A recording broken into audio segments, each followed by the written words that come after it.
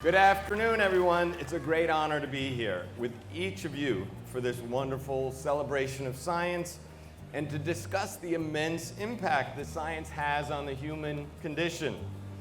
As Darlene said, I'm a paleontologist at the Academy of Natural Sciences and a professor of geoscience at Drexel. I study Earth and life on Earth within a particularly long evolutionary time frame.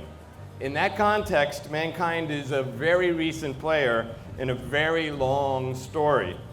We're certainly unique animals. We're bipedal primates with big brains and dexterous hands with a capacity to reflect and synthesize information about our world. But my interest lies deeper down that tree of life, beyond the origin of the primate body plan, beyond the origin of mammalian endothermy and reproduction, beyond the branching point of reptiles and mammals, all the way back to the beginnings of the evolution of the earliest limbed animals. Yes, the iconic fish coming out of the water, your inner fish.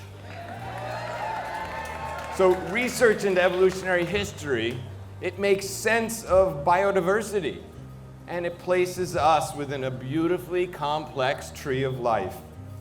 This kinds of knowledge has innumerable applications for things like medicine, genetics, anatomy, physiology, developmental biology. Evolutionary history also documents that life on Earth and its interactions with changing environments can inform us about sustainability, about adaptation, conservation, and even philosophy. An evolutionary perspective also demonstrates that we are threads in a tapestry of life on Earth, interconnected into the complex ecological conditions of all life on this verdant planet.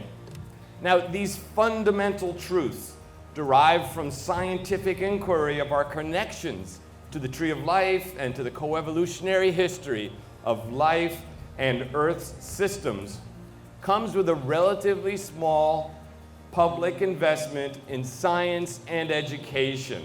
But I would argue that that investment brings fundamental knowledge and perspectives for shaping the quality of the human condition. All right, so I get to do my science all across the world, out in the field, but also within the walls of the Academy of Natural Science at 19th and the Parkway. The Academy is an amazing place. It's a library of life, and it's a laboratory of environmental change, built during more than 200 years of enlightened science, focused on exploration, description, and preservation of the natural world. I'm fortunate to work in an esteemed institution like this, and a remarkable city for science, Philadelphia. Just outside my office are two gleaming white cabinets with Thomas Jefferson's fossil collection. Among his many interests, Jefferson sought to document the diversity of life in North America, even from unusual fossil remains that no one had ever seen alive. Now, even in Jefferson's day, political rivals belittled his interest in scientific inquiry and of these prehistoric remains. To those critics, Jefferson answered as follows: "Of all the criticisms brought against me by my political adversaries, that of possessing some science has done them the least credit. Our countrymen are too enlightened themselves to believe that ignorance is the best qualification for their service." Smart guy.